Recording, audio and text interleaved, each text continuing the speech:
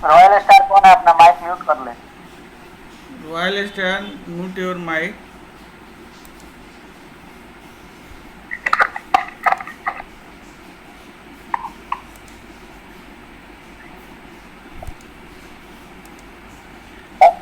हमने अभी जो पिछले क्लास में पढ़ाया था उसे थोड़ा रिवाइज करते हैं, उसके बाद आगे बताएंगे। फर्स्ट चैप्टर जिसका नाम था विद्युत आवेश तथा क्षेत्र, इलेक्ट्रिक चार्जेस एंड फील्ड्स, जिसमें हम लोग इलेक्ट्रोस्टैटिक्स, स्थिर वैद्युतिकी की पढ़ाई करते हैं। भौतिकी की वह शाखा जिसमें स्थिर आवेश द्वारा उत्पन्न बलों, विद्युत क्षेत्रों तथा विद्युत विभवों का अध्ययन किया जाता है, उसे स्थिर वैद्युतिकी कहते हैं। खैर, अब यहाँ से हमने शुरू किया था अपना क्लास, और अब यहाँ पे फ्रिक्शनल इलेक्ट्रिसिटी तक घर्षण विद्युत हम लोग देखते हैं कि यदि आप दो प्लास्टिक का जो स्ट्रॉ आता है जिससे हम लोग कोल्ड ड्रिंक पीते हैं, उसको अगर सूखे कपड़े से रगड़िएगा तो उसमें आवेश आ जाता है। इस तरह के आवेश को हम लोग फ्रिक्शनल इलेक्ट्रिसिटी कहते हैं। विद्युत आवेश क्या है? पदार्थों के कुछ मूल कणों के वह गुण जिसके कारण वे एक दूसरे को प्रभावित करते हैं, उसे विद्युत आवेश कहते हैं।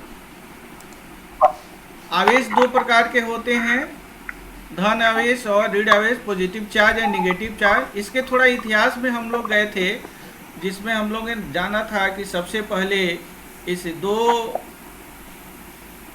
वस्तुओं के बीच आवेश होता है, एक दूसरे को आकर्षित करते हैं। सबसे पहले थेल्स ने 600 ईसा पूर्व में बताया था, यूनानी दार्शनिक था, उन्होंने बताया था।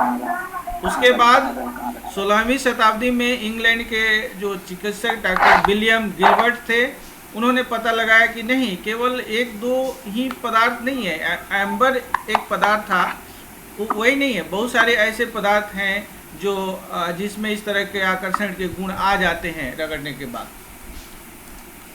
और 1646 ईस्वी में सर थॉमसन ब्राउन ने हल्की वस्तुओं को आकर्षित करने वाले ऊर्जा का नाम इलेक्ट्रिसिटी दिया, और हमारी भाषा में विद्युत कहा। इलेक्ट्रिसिटी शब्द भी ग्रीस की भाषा के शब्द इलेक्ट्रॉन से व्युत्पन्न हुआ, जिसका अर्थ अंबर ही होता है। अर्थात शुरुआत जो इलेक्ट्रिसिटी का, इलेक्ट्रोस्टैटिक्स का है, वो कहीं ना कहीं थेल्स ने ही शुरू किया था।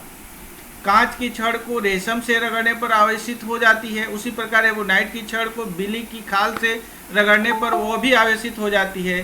सन 1750 ईस्वी में अमेरिकी वैज्ञानिक बेंजामिन फ्रैंकलिन ने कांच की छड़ में उत्पन्न आवेश को धनावेश तथा एवोनाइट की छड़ में उत्पन्न आवेश को ऋणावेश नाम दिया। खैर, ये हम लोग पहले क्लास में पढ़े थे, और इसे भी पढ़े थे कि इस तरह रगड़ने के कारण आवेश उत्पन्न क्यों होता है। हम लोग जानते हैं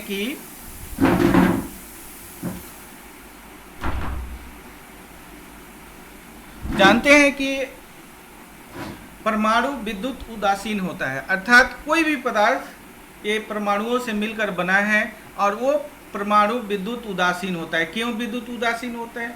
क्योंकि इलेक्ट्रॉन पर हम लोगों ने ऋण आवेश माना है और प्रोटॉन पर धन आवेश माना है। जितना इलेक्ट्रॉन होता है एटम में, उतना ही प्रोटॉन होता है, इसलिए परमाणु विद्युत उदासीन होता है। होता क्या है, जब रगड़ते हैं तो कुछ इलेक्ट्रॉन एक दूसरे से स्थानांतरित हो जाते हैं। इलेक्ट्रॉन जिस पदार्थ पे जाते हैं उस पदार्थ पर ऋण आवेश हो जाता है, और जहाँ से छोड़ के जाते हैं वो धन आवेश हो जाता है।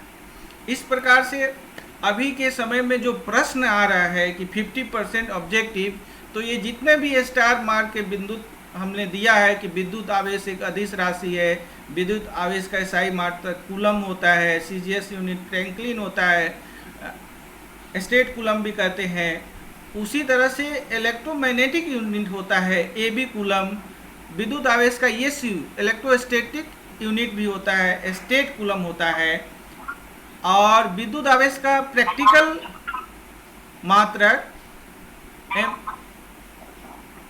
मात्रक एम्पियर आवर होता है। Have you any question? Please mute your mic after finishing you ask the questions.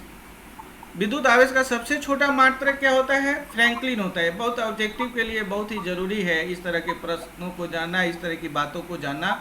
और सबसे बड़ा मात्रक फैराडे होता है। विद्युत आवेश का विमीय सूत्र AT होता है। विद्युत आवेश को Q से प्रदर्शित करते हैं। तो इस तरह से देखा जाए तो ये जितने भी बिंदु हैं ये ऑब्जेक्टिव क्वेश्चन के पॉइंट ऑफ व्यू से बहुत ही इम्पोर्टेंट है। विद्युत आवेश का प्रायोगिक मात्रा एम्पियर घंटा भी होता है। विद्युत आवेश का सबसे छोटा मात्रक फ्रैंकलिन, द बड़ा फैराडे, विद्युत आवेश का विमीय सूत्र, ये सारा चीज़ है। अब आते हैं कि एक कूलम में कितना AB कूलम होता है। तो 1/10 AB कूलम होता है। एक कूलम में कितना स्टेट कूलम होता है? 3 × 10⁹ स्टेट कूलम होता है। एक AB कूलम में 3 × 10⁻10 स्टेट कूलम होता है, जिसे 10 कूलम कहते हैं। ये सब ऑब्जेक्टिव क्वेश्चन से रिलेटेड था। Please mute the mic.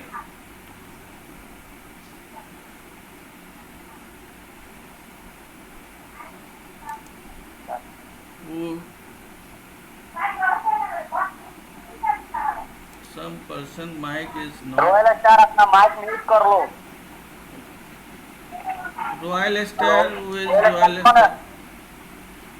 Royal Star कौन है? हाँ सर बोलिए। माइक अपना म्यूट कर लो। म्यूट कर दिया, मैंने ही म्यूट कर दिया उसका mic. It's okay. Okay sir. When I want to share this no,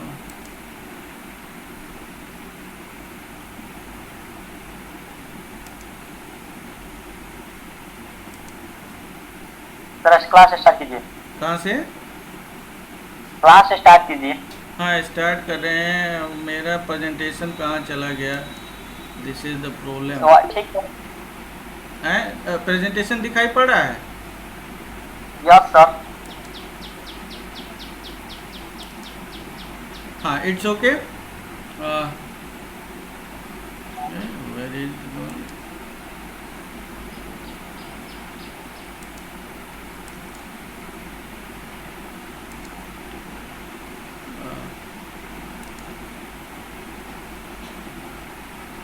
सभी लोग प्रेजेंटेशन देख पा रहे हैं? नहीं देख पा रहे हैं क्या? Yes sir. देख रहे हैं? Yes sir. But I you are presenting but I how can we sir ठीक तो दिख रहा है। अरे म्यूट करने। सर आप हाँ बोलो। ठीक है, आप मतलब पढ़ाइए, हम लोग को लग रहा है। और जो नई चीज को थोड़ा सा हम लोग अपना मोबाइल पर जूम कर देख रहे हैं। नहीं जूम करके देख रहे हो, लेकिन मेरा प्रेजेंटेशन जो है ना रुक गया है। सम ब्रेक ये सब आकर के यही सब डिस्टर्ब कर देता है ना बीच बीच में। जी you are presenting to everyone.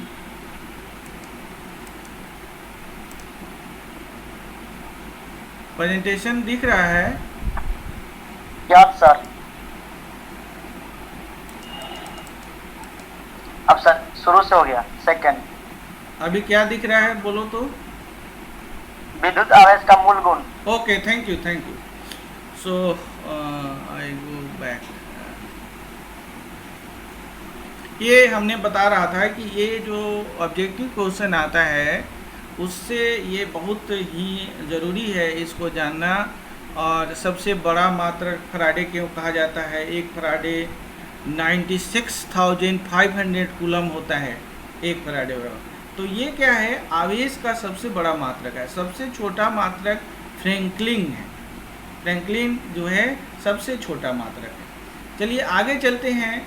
जो आज हमको बताना था बहुत ही इम्पोर्टेंट है। विद्युत आवेश के मूल गुण क्या होते हैं? Fundamental properties of charge, electric charge क्या होता है? तो सबसे पहला होता है आवेशों की योज्यता, एडिटिविटी